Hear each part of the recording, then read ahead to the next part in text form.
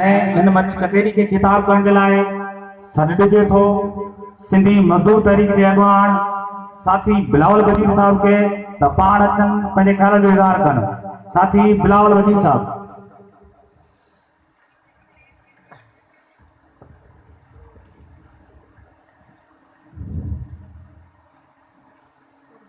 खपर गारोड़िन से वॾो विधई वेर नांगन विधे निकिरी उदर मथे पेर तिनी जो ढेर जूनागढ़ जलायो। डिपले शहर जा शहरवासियों मोटाटियो कॉलोनी जा रहवासियों अवामी तहरीक जा अॻवाणो सुजागबार तहरीक जा शागिर्द साथियों असांजे मुस्तक़बिल जा मसूम ॿारड़ो जीए सिंध जीए फिक्र पली जो साथियों हे मच कचहरी असांजी सिंध जी पुरानी सकाफ़त आहे।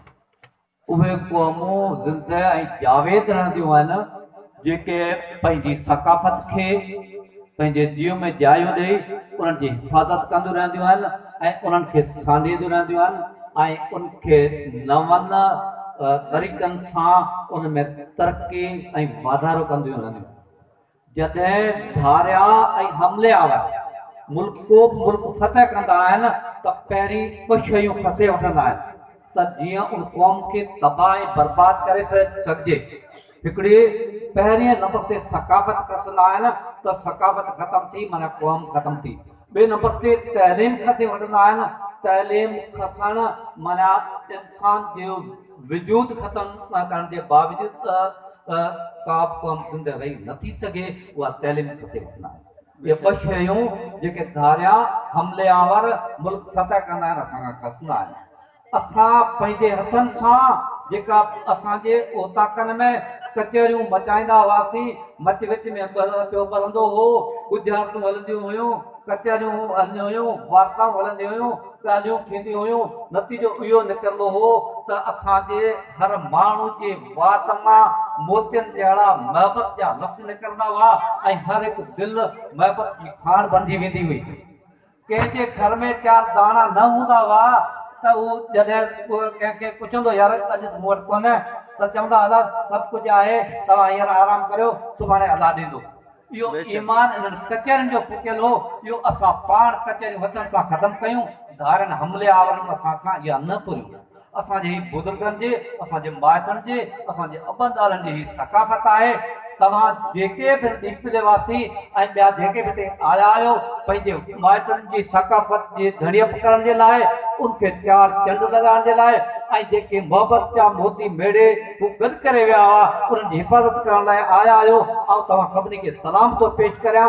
जेकर तव्हां में इहो हौसलो रहियो जेकर तव्हां में इहो जज़्बो रहियो ऐं तव्हां इन तरीक़े सां पंहिंजी सकाफ़त जी पंहिंजी तहज़ीब जी पंहिंजी तमदन जी धणियप कई त दुनिया जी का ताक़त तव्हांखे पाण खे हिन धरती जे नक्शे तां बेटाई वेसारे नथी सघे। पाण सभई ज़िंदह ऐं जावेद क़ौम आहियूं ऐं आऊं तव्हां सभिनी इन जावेद क़ौम जा फर्ज़ंद हुअण जी हैसियत सां सलाम पेश करियां पियो। असां इन करे ही कचहरियूं जेके आहिनि से असां में वरी इहो रूह फूकनि थियूं त जेको असां पंहिंजे इंफरादियत ॾांहुं माइल थी विया आहियूं जेको असीं पंहिंजो पाण ताईं महदूद थी विया आहियूं असांजो सोच असांजी फ़िक्र असांजो फ़हम जेको सिर्फ़ु ऐं सिर्फ़ु पंहिंजो पाण ताईं महदूद आहे उहो ख़तमु करे ऐं इन में नवाण आणणु ऐं हिक ॿिए जे लाइ मोहबत पैदा करण जे लाइ हीअ मच कचहरी मचाई वई आहे। ॿिए नंबर ते हीअ मच कचहरी जो मक़सदु इहो आहे त असीं बादा बेमया थी सुम्ही रहूं आराम ऐं सुकून करियूं ऐं असांजे पेरनि सां धरती खिसकाए माण्हू कढे वञनि हलिया। असांजे रोज़गार जा ज़रिया जेके आहिनि जेको असां पंहिंजे बचनि जो पेट पालूं था सुभाणे असांजो ईंदड़ नसुल आहे उहो पंहिंजे बचनि जो पेट पालींदो।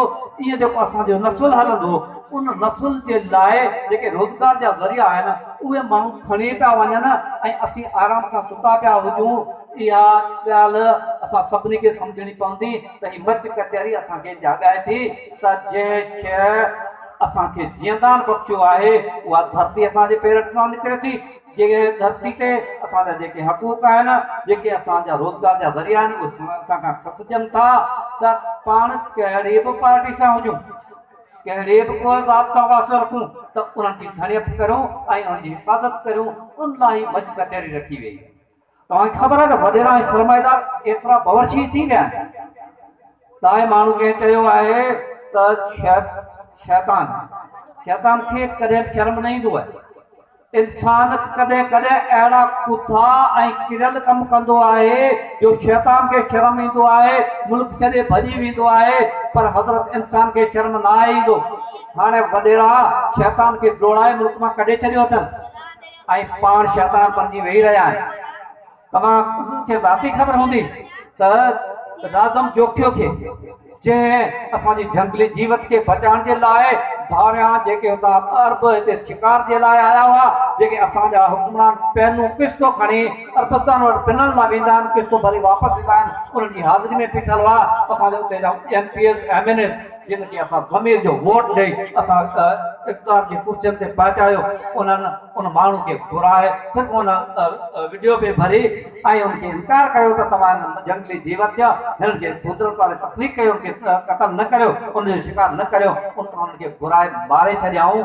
छा को इंसान इस्लाम में आहे हिकिड़े इंसान जो कातिल पूरी इंसानियत जो कातिल आहे। जेकॾहिं वॾेरो ऐं सरमाएदार वो पंहिंजी ज़ात जे माण्हू खे, पंहिंजे क़ौम जे माण्हू खे, पंहिंजे अज़ीज़ खे हिकिड़े पैसनि जी लालच में ऐं धारियनि माण्हुनि जी दलालत कंदे कमदारी कंदे इहे क़तल करे छॾे थो, इन खां मथे ॿी का शइ थी सघे थी। ऐं असां अहिड़ा ज़ुल्म सिर ते सही ख़ामोश थी वियूं त पोइ असांखे छा चइजे?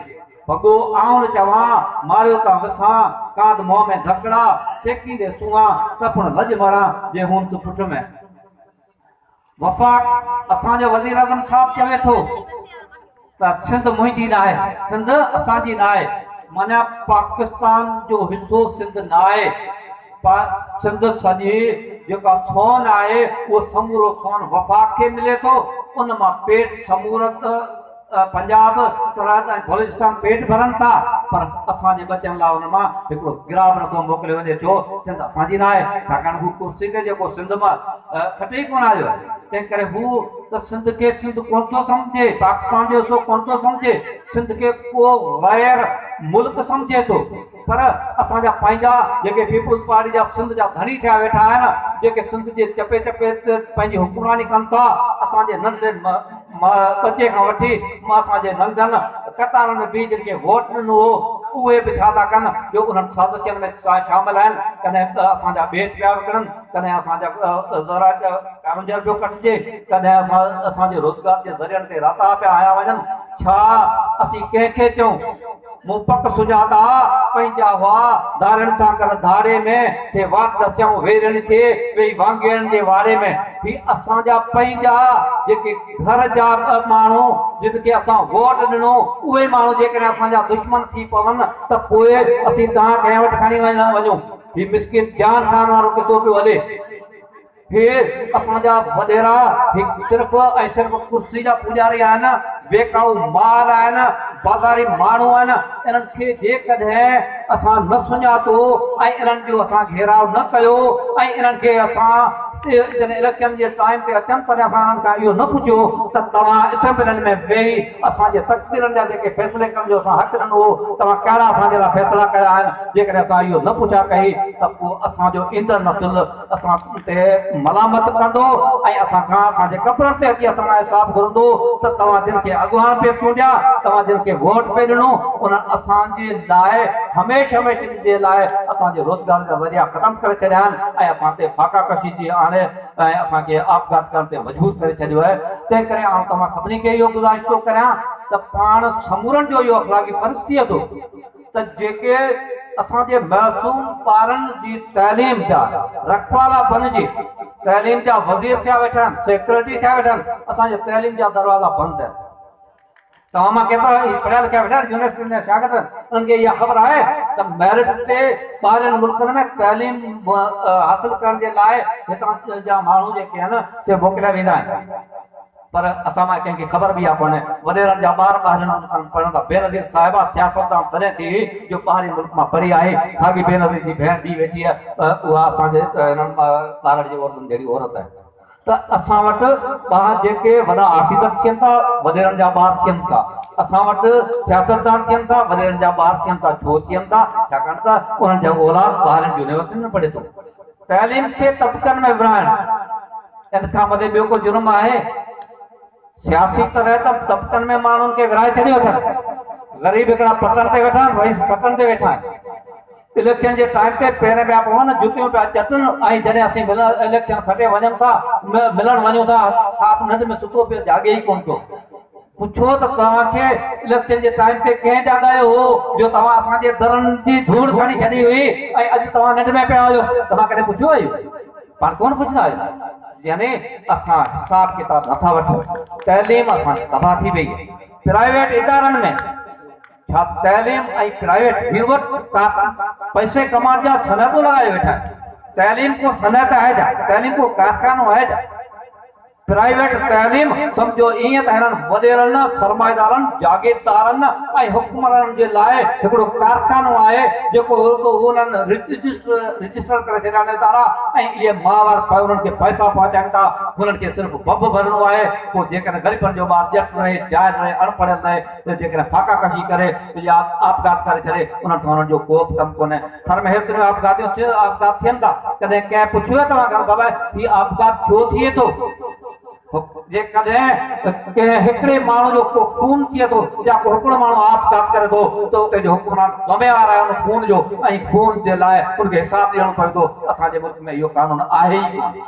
तंहिं करे हीउ जेको तइलीम असां खां खसनि था इन जो मक़सदु ई इहो आहे। इन जो मक़सदु ई इहो आहे त ग़रीबनि खे जाइल रखिजे, ग़रीबनि खे अनपढ़ियल रखिजे, वधि में वधि मैट्रिक पास करे पुलिस वारा थियनि ऐं उन्हनि पुलिस वारनि जे नक में लॻाम विझे। असीं पंहिंजे पेरनि लॻाम विझी पिया हलायूं चाहियूं थी हलनि ऐं असां ग़रीबनि ते वरी बि उन्हनि जे औलाद खां क़लम करायूं।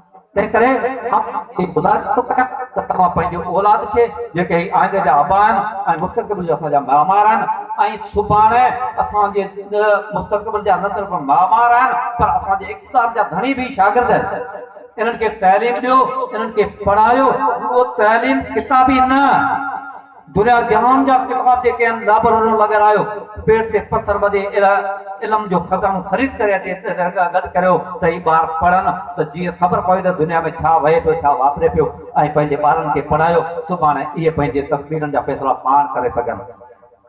ईअं न थिए जो असांजे तक़दीरनि जा फ़ैसिला सदाईं हिन वॾेरनि सरमादारनि जे हथ में हुजनि ऐं असीं ग़ुलाम बणियल हुजूं ऐं असीं हुननि जे पेरनि पई सदाईं हथ ॾेई था वठूं। तंहिं करे मुंहिंजी तव्हांखे हिन मच कचहरी में बस सिर्फ़ु गुज़ारिश आहिनि त हिकिड़ो पंहिंजी तहज़ीब, तमदन ऐं सक़ाफ़तनि सां मुहबत ऐं न सिर्फ़ु मुहबत पर इश्क जी हद ताईं मुहबत करियो ऐं ॿियो पंहिंजे ॿारनि खे तइलीम ॾियो ऐं पंहिंजे तइलीम सां गॾु जेके असांजा नुमाइंदा आहिनि उन्हनि खां हिसाब किताब करियो त बाबा तव्हां असांखे छा ॾिनो, छा असां खां वरितो। जेकॾहिं असां इन ते अमल कंदासीं त असां पंहिंजे पेरनि ते पाण बि पंहिंजे तक़दीरनि जा फ़ैसिला पाण ई करे सघूं था। जीअं सिंध, जीअं फ़िक्र बनी